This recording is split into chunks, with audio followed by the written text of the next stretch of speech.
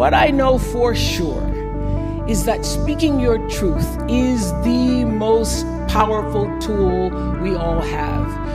I've had rainbows in my clouds. And the thing to do, it seems to me, is to prepare yourself so that you can be a rainbow in somebody else's cloud. We all really, really love one another. Deep down, we all love one another, and we need to get back to that. Welcome to the Authentically You podcast. I'm Dr. Julie Ducahrme, and I'm excited to be back. As many of you know, we took a little break during COVID. I wanted to spend some very much needed time with my families and kids, and also starting a new business, which you guys will hear off and on throughout the podcast about those different things as I talk about it. But as you know, my passion is really about inspiring people to their authentic path. And I wrote about that in my book, Authentically You. But the other thing I love to do is find men and women around, not just here in the US, but out of the US as well, all around the country, telling their stories and their authentic path, because it inspires and motivates me. And I know it inspires and motivates all of you. And we all can't be experts in one area. And so I love to bring in people who have expertise in all different areas that can support us. So I'm really excited today to have Ilana Jankowitz with us, and welcome to the show. Thank you, Judy. Thank you for having me. Well, it's so great to have you. And let's see, we are, how many hours apart are we? Are we 9? Am I getting that right? 9? Because you are in, I've been in this morning in Spain. I've been in the UK. And so Switzerland, right? You're in Switzerland? And now you're in Zurich. Zurich. It's I'm laughing because I've been living in so many different time zones. I'm always trying to go, wait, which country am I in right now? So thank you for being on the call, because I know it's always fun to try and organize these, I'm 9, 10, 12, 15 hours apart. So it's great to have you on the show. And, we were talking off mic about all sorts of different things about you.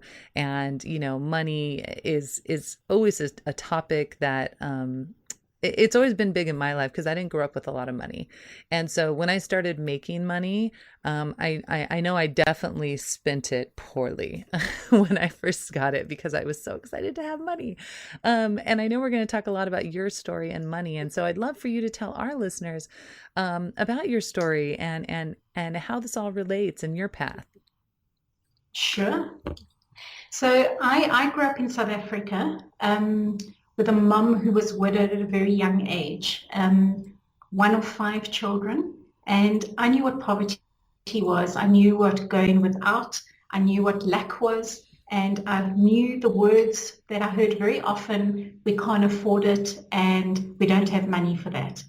So I knew from a very young age that I was different to the other kids at school. I didn't dress the same as them, and my mom had the battered car where the other moms had very fancy cars. I must have made a subconscious decision that one day when I had children, my children were never going to go through what I went through. They were never going to be embarrassed. They were never going to feel ashamed about not having money. And later, many years later, when I got married and had my children, I went crazy. I bought the kids designer clothes from babies. I mean, they literally, I think some of the stuff they got to wear once. They went to private schools. They had expensive birthday parties that used to look like a theme park at our house. And literally, I was giving my children everything that I never had as a kid. I got into a lot of trouble with my husband. Fortunately, we're still married 33 years later. But I got into a lot of trouble. He just didn't know what was going on with me. I was not the woman that he married. I'd literally gone. I was a different person when it came to money. The money would come in and I would spend it so fast. I would rack up one credit card, and if that one was full, I'd get another credit card. And because of they knew him at the bank and he had a good credit, I would go into the bank and they would give me another credit card. They weren't shy to give you more credit. Wow. And hiding stuff from him. I was hiding shopping from him. And it got really quite serious that every month when the credit card statement used to arrive, he used to say to me, the amount on the credit card it's a limit. It's not the target. Every month, if it's 20, 30 grand, you hit that amount. Wow. I could not stop myself. I just kept spending. And if the money was there, I kind of had this feeling, well, it might not be there tomorrow, so I need to spend it. And later on, I learned that that comes from the scarcity mentality that I grew up with. Well, it got to a stage where he said to me, he wrote me a letter and he said to me, you need to do something. And a friend of mine told me about money coaching, which I'd never heard about. And I took this quiz, and the quiz told me some horrible things that I didn't want to know. So I avoided this money coaching. I avoided this quiz. I didn't want to know anything about it. And eventually, I think after the next credit card arrived, I promised I would go for money coaching. It was the best thing that ever happened to me. I sat and cried in every single session. I couldn't believe how my childhood was affecting the way I was being as an adult. It was affecting the way I was teaching my children that they can buy whatever they want. They don't have to think about the future. They don't have to think about where the money comes from, because there will be more money. And I had to unlearn everything that was from my past, in my subconscious, and change my mindset, rewrite my money story. And while I was going through this process, we were doing some of the sessions we were doing in groups, and they were talking about different things different women were going through. And I kept thinking, I know somebody that does that. My best friend does that. My sister-in-law does that. I kept thinking, I could actually help these women, because my life started getting a lot better. I started understanding. I started being in control.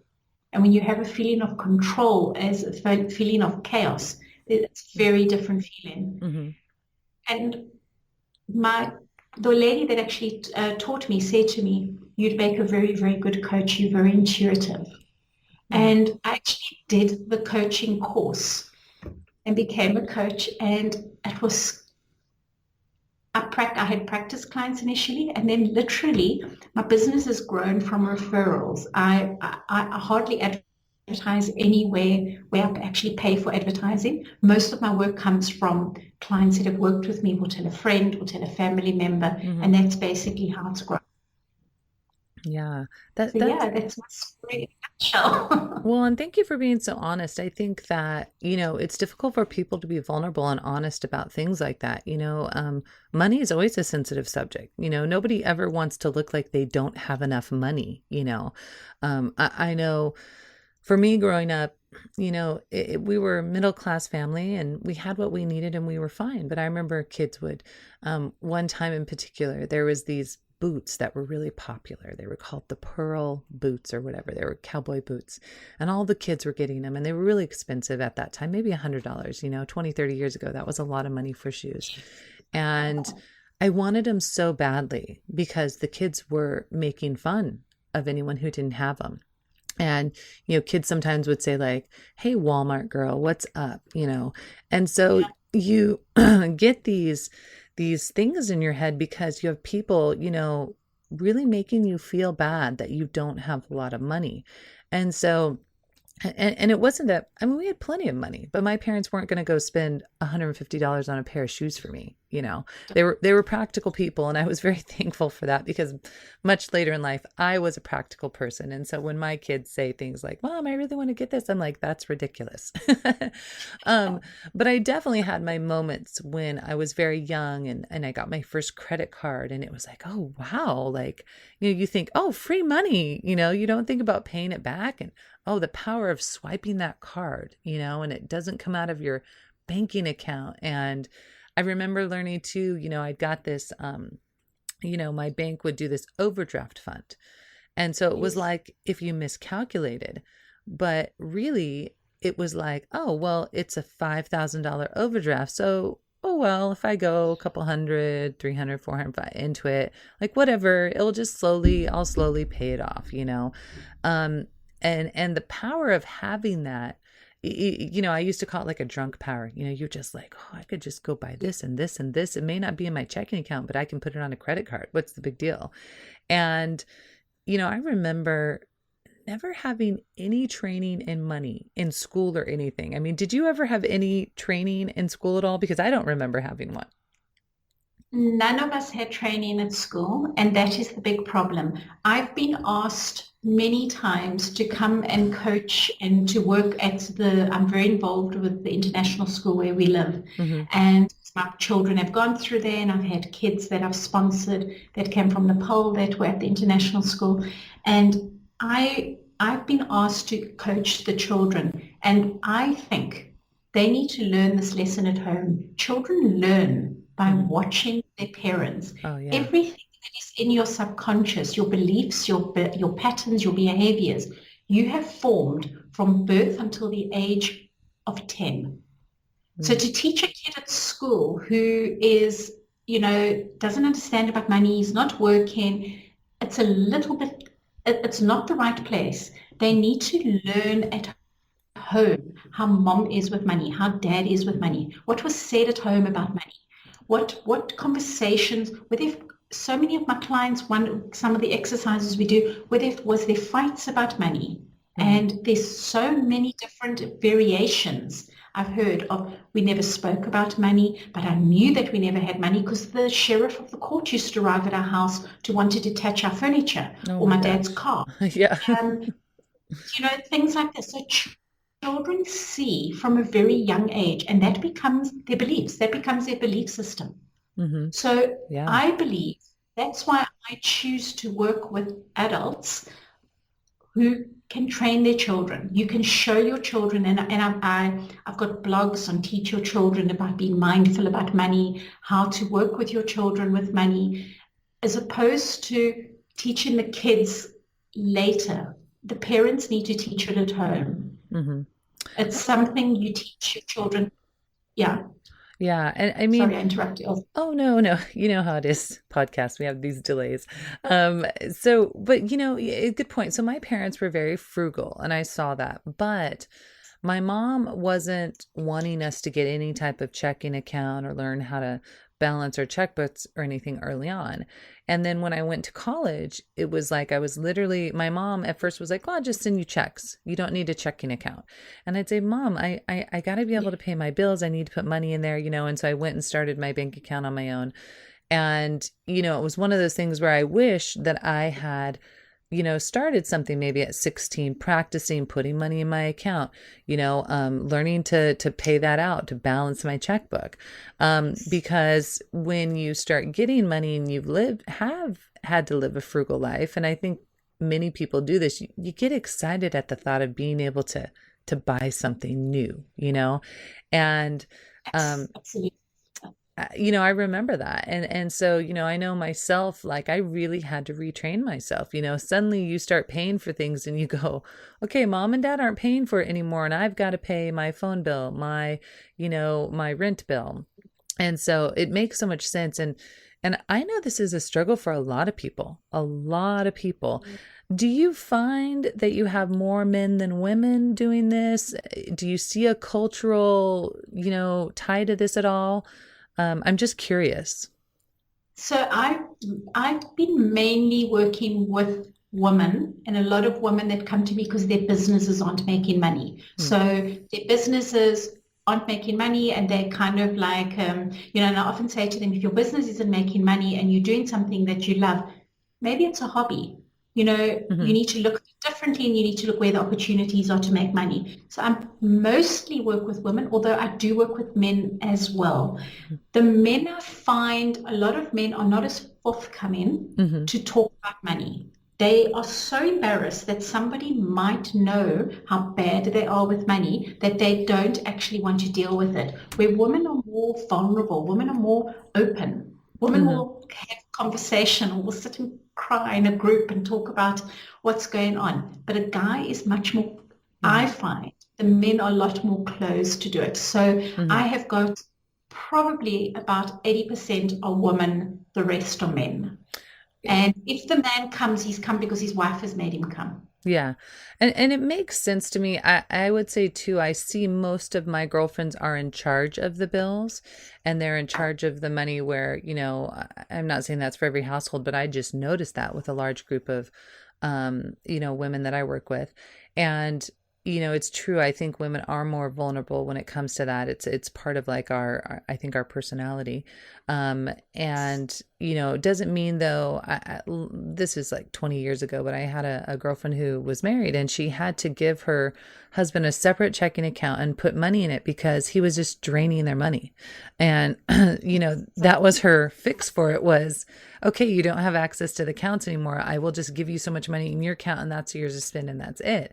And I'm just curious, do you think that is healthy, or do you think that really there needs to be more of a building of that, so instead of fixing the problem, it was like, this is just what you get. And I'm just curious of your thoughts on that. I think, Julie, there needs to be communication. And I work with a lot of other coaches. At the moment, I'm working with a love coach, a relationship coach. And we often have talks about how couples get into a relationship or into a marriage. They've spoken about everything from the dress to the cake to the house to where they're going on holiday, what they're going to call their children, but they never talk about money. He has an assumption that she's going to be working as well, and this is how much they're earning now as a couple with our children. She has the idea that when she gets married, she's going to have 4 children and stay at home and drive the big SUV and have this life that she wants with the au pair or whatever.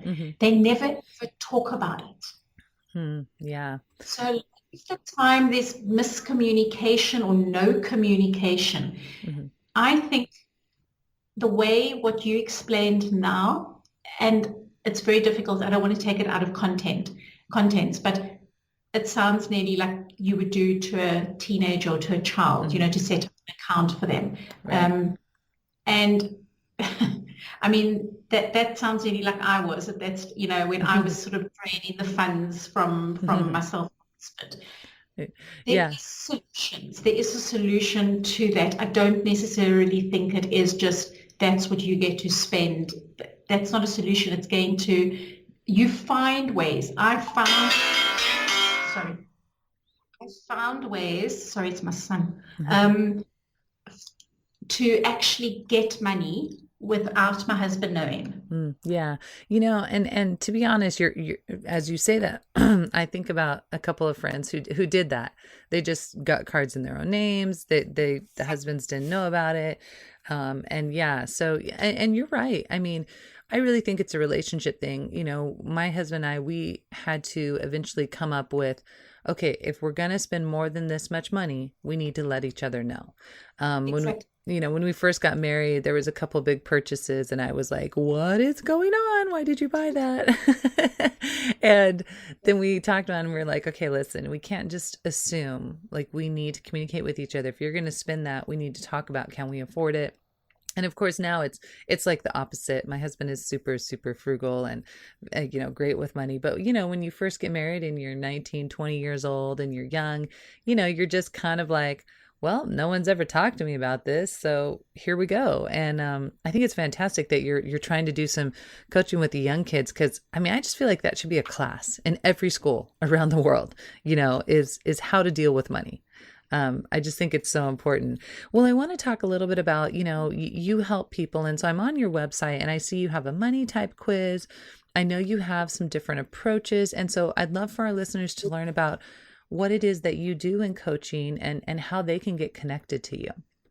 Okay. So I've got a 9-week program. I've just actually about literally any minute to launch an online course, which will be a 9-session course with videos and workbooks. But with this course, I'm not going to be just putting the course out there. People buy the course and they never finish it, like courses that sit on your shelf.